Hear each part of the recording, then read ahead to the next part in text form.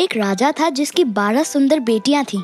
वो सब एक ही कमरे पे 12 बेड्स पे सोती थीं और जब वो सोने को जाती तब दरवाजे बंद किए जाते थे। लेकिन हर सुबह उनके जूते की इतनी बुरी हालत होती थी जैसे वो पूरी रात नाचती रही हों। वो 12 राजकुमारियां कहाँ जाती थी, किससे मिलती थी, डांस कहाँ करती थी, इन सब के बारे में किसी को कुछ नहीं पता था। तब राजा ने सारे लोगों को ऐलान किया कि अगर कोई व्यक्ति इस रहस्य का पता लगा सकता है कि राजकुमारियां रात में कहाँ डांस करती हैं, तो उस इंसान को अपनी पसंद की किसी एक राजकुमारी से शादी करने का मौका मिलेगा। लेकिन अगर 3 दिन के अंदर ये सीक्रेट सॉल्व नहीं हुआ तो उसे मौत का दंड मिलेगा। कुछ दिन बाद दूर देश से एक राजा का पुत्र, जो एक वीर सिपाही भी था, उस राज्य में आया।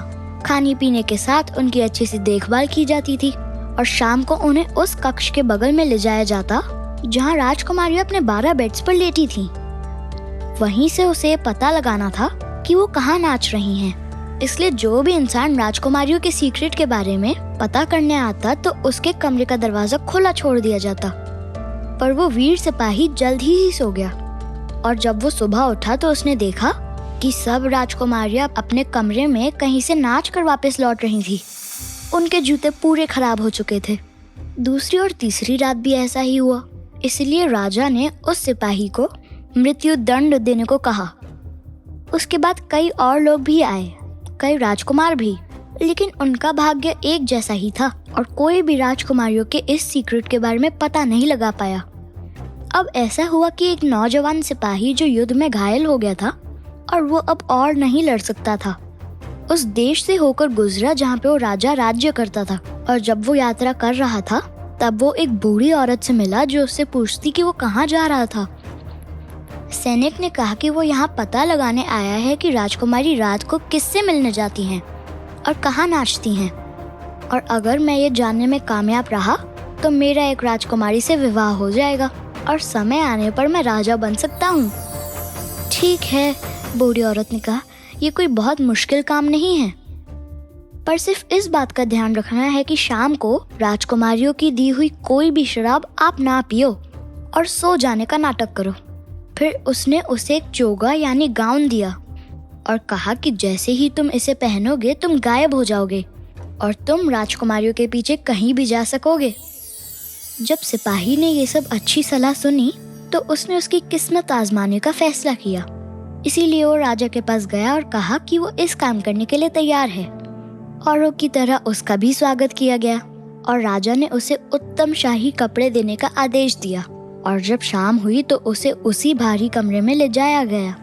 जैसे ही वो लेटने वाला था, राजकुमारियों में सबसे बड़ी राजकुमारी उसके लिए एक गिलास शरबत लाई, पर सिपाही ने एक बूंद भी ना पीने का ध्यान रखते हुए चुपके से सब कुछ फेंक दिया और थोड़ी देर बाद जोर से खर्राटे लेने लगा, मानो वो गहरी नींद में हो।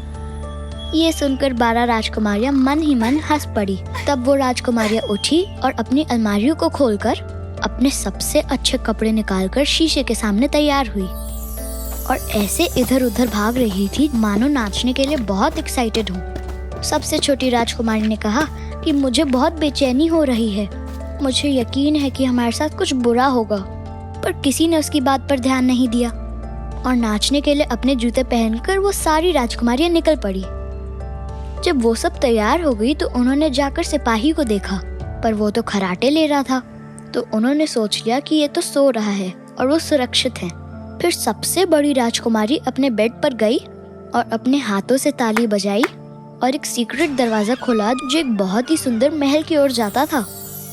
उस महल के रास्ते के बीच ऐसे बगीचे थे जिसमें सिल्वर और गोल्ड कलर के पत्ते थे।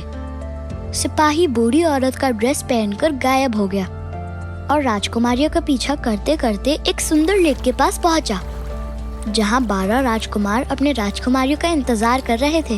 हर राजकुमारी एक एक नाव में बैठ गई और अपने राजकुमार के साथ चली गई। महल पहुंचकर उन्होंने पूरी रात डांस किया और 3 बजते ही वापस अपने महल को लौट गई। सिपाही उनसे पहले ही वापस आकर अपने बिस्तर पर लेट गया और जब राजकुमारियों ने उसे खर्राटे लेते हुए देखा तो निश्चिंत होकर सोने चली गई। सिपाही ने राजकुमारियों का पीछा दूसरे और तीसरे दिन भी किया और सबूत के लिए उसने वो सिल्वर और गोल्ड पत्ते भी तोड़ लिए अगले दिन जब राजा ने सिपाही से सच पूछा तो सिपाही ने पूरी कहानी बताई और साथ ही पत्तों को भी दिखाया। अपने सीक्रेट को राजा के सामने आते हुए देख राजकुमारी अभी झूठ नहीं बोल पाई। राजा ने सिपाही को वादे के अनुसार एक राजकुमारी से विवाह करने को चुनने को कहा। तब सिपाही ने सबसे बड़ी को चुना। बड़ी राजकुमारी ने कहा कि वो सिपाही से शादी तभी करेगी अगर वो अच्छा नाचते होंगे। सिपाही ने राजकुमारी की ओर अपना हाथ बढ़ाया और जब वो उनके साथ नाची तो मानो अपनी खुशी जाहिर ना कर पाई। सिपाही बहुत अच्छा डांस करते थे। इसी तरह बड़ी राजकुमारी और सिपाही की शादी हो गई और दोनों खुशी खुशी एक साथ रहने लगे। तो दोस्तों, आज की कहानी यही खत्म होती है। अगर आपको ये स्टोरी अच्छी लगी तो मुझे कमेंट करके जरूर बताइए। मैं फिर आऊंगा कल एक नई स्टोरी और एक नई सीख के साथ। तब तक के लिए बाय दोस्तों।